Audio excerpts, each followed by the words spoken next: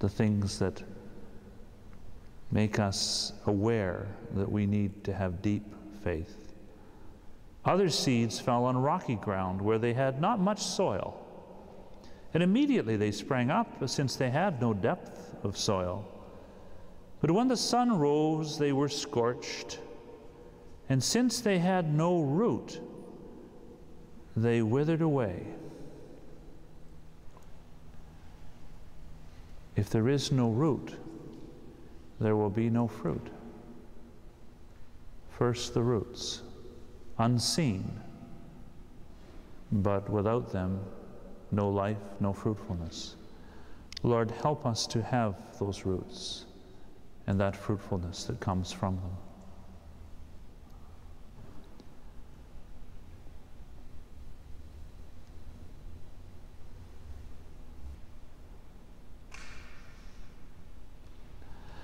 Other seeds fell upon thorns, and the thorns grew up and choked them.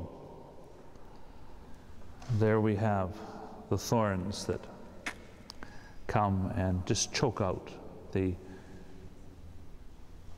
growth, the things of the world that our Lord speaks of later in this passage, that compete for the love of God in our hearts. When we are divided and we have things within us, these weeds, thorns that we do not get rid of by God's grace.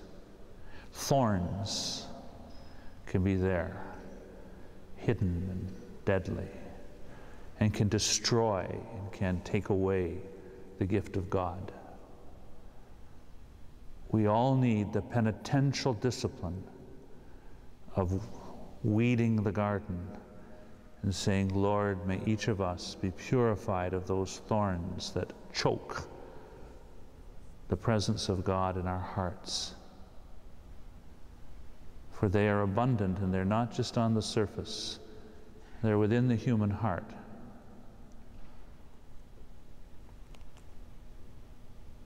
Other seed fell upon thorns, and the thorns grew up and choked them. Lord, protect us from those things that choke your presence in our hearts.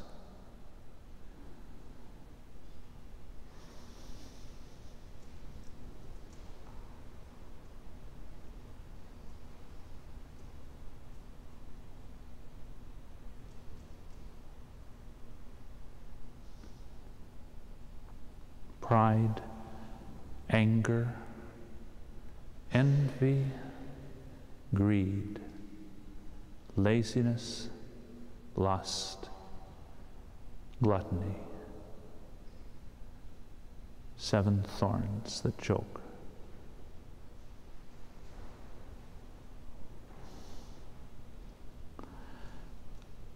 Other seeds fell on good soil, and they brought forth grain, some 100-fold, some 60, some 30.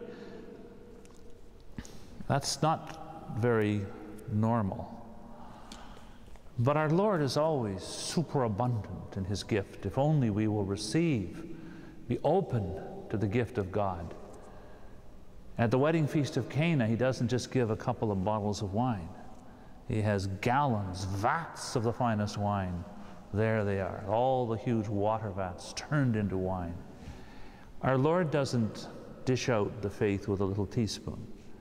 He gives us in superabundance with the generosity he expects us to show to one another. And so too with the fruitfulness of our life as disciples. If only we will receive the seed within our heart, openly, honestly, with integrity, receiving the gift and letting nothing get in the way to choke that, then it's God's work, not ours. In a church full of atheists, it's the body and blood of Christ because it's an act of God. But then, it's to each of us. The act of God is offered.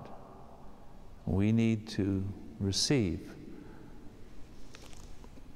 And then he takes over. We So much is given, and it's not what we do, it is what he does. He who has ears, let him hear. This is also something found in the book of Revelation.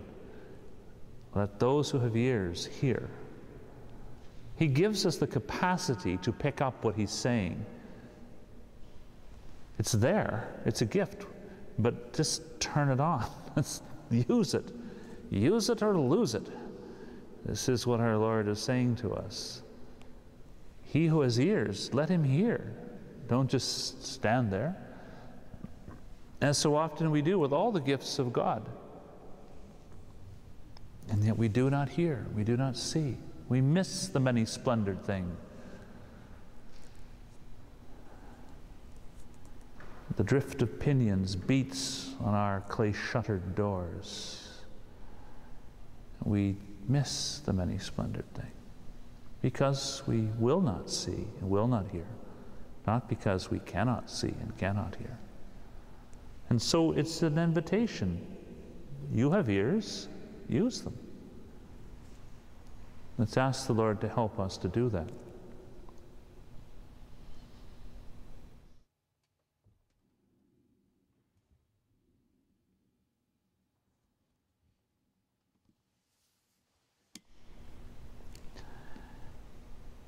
Then the disciples came and said to him, "Why do you speak to them in parables?" And he answered them, "To you it has been given to know the secrets of the kingdom of heaven, but to them it has not been given. For to him who has will more be given, and he will have an abundance. And from him who has not, even what he has will be taken away. This is why I speak to them in parables, because seeing they do not see, and hearing they do not hear, nor do they understand." Our Lord speaks in parables that we might wrestle with them and see as he invites us to. But he speaks too of those who have not listened. For them, he is simply a puzzle that is unsolvable. And so it can be with each of us. But he says, you have been shown the mysteries of the kingdom.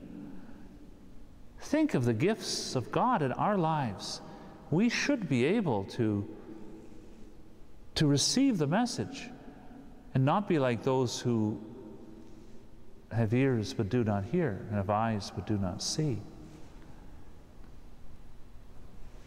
He challenges us, and he recognizes that there are a lot of people in this world who will not hear the gospel of Christ. But woe to those of us who have been given the gospel so graciously, so fully, so abundantly, and who do not hear.